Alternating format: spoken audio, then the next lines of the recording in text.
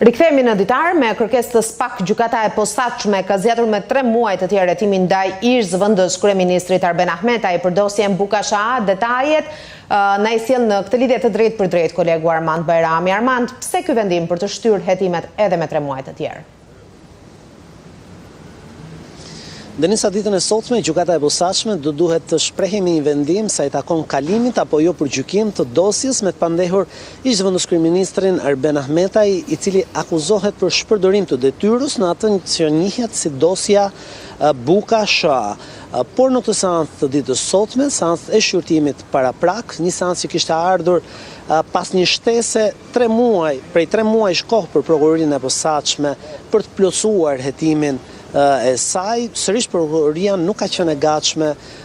për të bërë pra kërkesën përfundimtare për kalimin e dosjes në gjyq, duke kërkuar kështu edhe 3 muaj të tjerë shtesë për disa veprime hetimore që sipas prokurorit të posaçëm që përfaqëson SPAK në këtë çështje, disa veprime hetimore që janë në zhvillim e sipër dhe për faktin që i duhej edhe më shumë kohë shtesë. Kjo kohë shtesë e kërkuar nga ana e prokurorit ka hasur edhe në dakordsinë e avokatit mbrojtës të ish-zëvendës kryeministrit në sallën e gjyqit, pasi theksojmë se ish-zëvendës kryeministri Arben Ahmetaj qëndron në arrati prej korrikut vitit 2023, duke ju fshehur kështu drejtësisë, ka qenë dhe avokati i tij dakord, pra është dakordsuar për shtimin e këtij afati hetimor dhe tashmë seanca e radhës paraprak ndaj ish-zëvendës kryeministrit Arben Ahmetaj, sa i takon dosjes Bukasha, është caktuar nga gjykata në 2 korrik të këtij viti.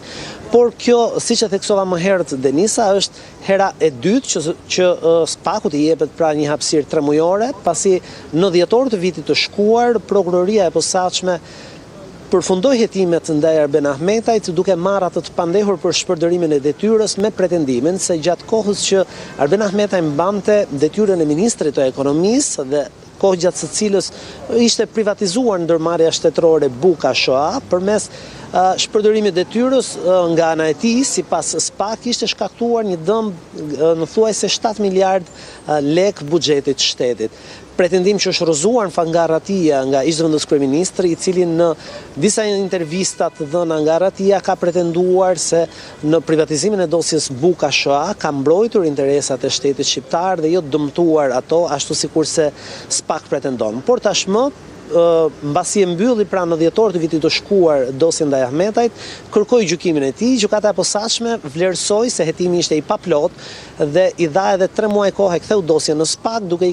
i dhënë edhe 3 muaj kohë prokurorisë pra për të plotësuar hetimet. Por duket se kjo kohë prej vetëm 3 muajsh nuk i ka mjaftuar strukturës posaçme që ditën e sotme mundi të marrë një miratim tjetër për një shtyrje të dytë, duke çuar kështu deri në korrik të këtij viti seancën tjetër paraprake në cilën gjykata do të vlerësojë nëse do të kalojë apo jo për gjykim dosjen ndaj Ahmetajt, gjithmonë sa i takon çështjes Bukasha. Falenderoj shumë për raportimin e detajuar. Ishim me kolegun Armand Bajrami, ritakojmë përsëri edhe për të tjera zhvillime.